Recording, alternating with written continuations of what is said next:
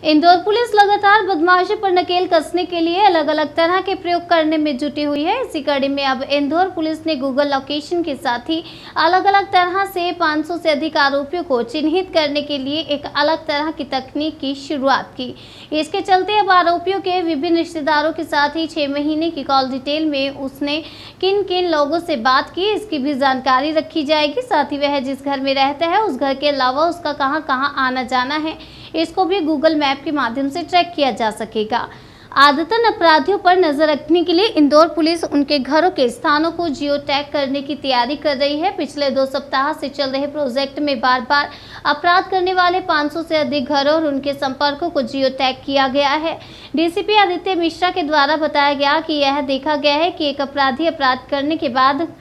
अपने परिवार या दोस्त के संपर्क में जाता है और पिछले 6 महीनों के ऐसे अपराधियों के मोबाइल डेटा की ट्रैक करने के बाद बदमाश के संपर्कों की एक सूची बनाई गई है और उसके विभिन्न संपर्क को ट्रैक कर दिया गया है ताकि आरोपी द्वारा दिए गए पते के अलावा पुलिस के पास 5 या 6 स्थान हो जहां किसी भी अपराधी द्वारा अपराध को करने के बाद बदमाशों को पकड़ा जा सके। इसी पर डीसीपी मिश्रा ने क्या कुछ कहा ये आपको सुनाते हैं। इसमें इंदौर में लगातार ये एक बात सामने जो आ रही थी उसमें ये पता चल रहा था कि जो हैबिचुअल ऑफेंडर्स हैं या लगातार एक के बाद एक अपराध करते रहते हैं, इनके द्वारा जो इनका पता बताया जाता है या जो रहने का स्थान बताया जाता है, वहाँ पर अधिकतर जब भी पुलिस के द्वारा दबिश दी जाती है, सर्चिंग की जाती है, तब ये यहाँ नहीं मिलते हैं। और संभवतः जब इनकी अरेस्टिंग होती है तो पता चलता है कि अपने किसी फर्स्ट पर्सन रिश्तेदार या अपने ससुराल या अपने किसी खास दोस्त के पास थे। और इसी के चलते पुलिस ने अब एक प्रयास किया है कि हम इनके किसी भी अपराधी जो है उसका एक 360 डिग्री ह्यूमन मैप बना रहे हैं। उस मैप में हम ये प्रयास कर रहे हैं कि उसके जितने भी खास लोग हैं, चाहे उसके वाइफ हो, उनके वाइफ के रिश्तेदार, अगर उसका वो महिला आरोपी है तो उसके हस्बैंड से संबंधित जितने भी रिश्तेदार हों, उनके फर्स्ट चाचा मामा कज़न जो भी हैं, या ऐसे लोग जिनसे लगातार वो फ़ोन पे बात कर रहे हैं, उनके फ्रीक्वेंट कॉल्स में जिनके नंबर आ रहे हैं, उन सभी के घरों को हम लोग जीपीएस से जियो टैग कर रहे हैं और इन सभी का डेटा इकट्ठा करके एक आरोपी का डिजिटल डॉजियर बना रहे हैं। इसका सबसे बड़ा फ़ायदा ये होगा कि किसी बार अगर हमें किसी आरोपी को या संदिग्ध को हमें चेकिंग करनी है तो हमारे पास उसके 6 या 7 जहाँ भी वो रहा है या उसके ठिकाने हैं या रिश्तेदार रहते हैं, उन सभी का जीपीएस कोऑर्डिनेट्स रहेगा और हम साइमल्टेनियसली 7 या 6 जगह पर रेड करके एक बार चेक कर सकते हैं कि वो अपराधी वहाँ पर है, उस समय मौजूद है या नहीं मौजूद है।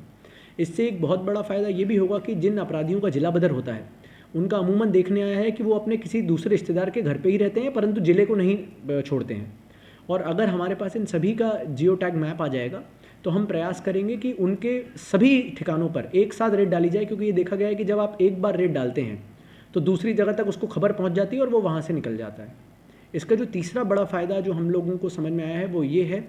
कि जितने भी अपराधी हैं इनके हिसाब से जैसे हॉटस्पॉट बनते हैं, हम क्षेत्रों के हॉटस्पॉट बनाना चाहते हैं कि फोर्स को, क्योंकि फोर्स हमारे पास लिमिटेड रहता है और फोर्स को कभी बड़े प्रयोजन में या देखा जाए कि कभी बड़े लॉ एंड ऑर्डर की सिचुएशन होती है तो कहाँ पर डिप्लॉय करना है उसके हिसाब से जो हॉटस्पॉट्स बनेंगे उनके हिसाब से उसमें उसको डिप्लॉय किया जाएगा। तो आई थिंक टेक्नोलॉजी बेस्ड एक सोल्यूशन हम लोग प्रयास कर रहे हैं जो अभी जोन 1 में प्रयास चल रहा है। सर अभी तक कितने का कर लिया और क्या मुख्यतः अभी चाकूबाज और सीनियर सिटीजन है वो इसमें शामिल किया है? जी, अभी इसमें मुख्य हम लोग, क्योंकि बहुत ज़्यादा डेटा है तो ग्रेजुअली हम जो करने का प्रयास कर रहे हैं उसमें यही है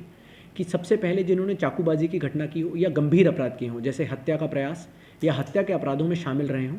या किसी ने डकैती या लूट के अपराधों में शामिल रहे हों, उन सभी का भी हमने डेटाबेस बनाना शुरू किया है। अभी तक मोटा मोटा हमारे पास 500 स्पॉट्स का 500 स्पॉट से कुछ अधिक का डेटा, जीपीएस डेटा जो है वो हमारे पास आ चुका है, जिसकी लॉगिंग हो चुकी है। अब हम इसमें धीरे से प्रयास कर रहे हैं कि इस पूरी चीज़ को ऑटोमेट किया जाए कि व्हाट्सएप पे ही जो हमारा पुलिस वाला है जब वहाँ पर जाके सर्चिंग करे और जब उसकी फ़ोटो क्लिक करे तो ऑटोमेटिक सिस्टम उसको अपलोड कर ले उसके जीपीएस कोऑर्डिनेट्स को और वो पूरी एक डिजिटल फाइल बन जाए।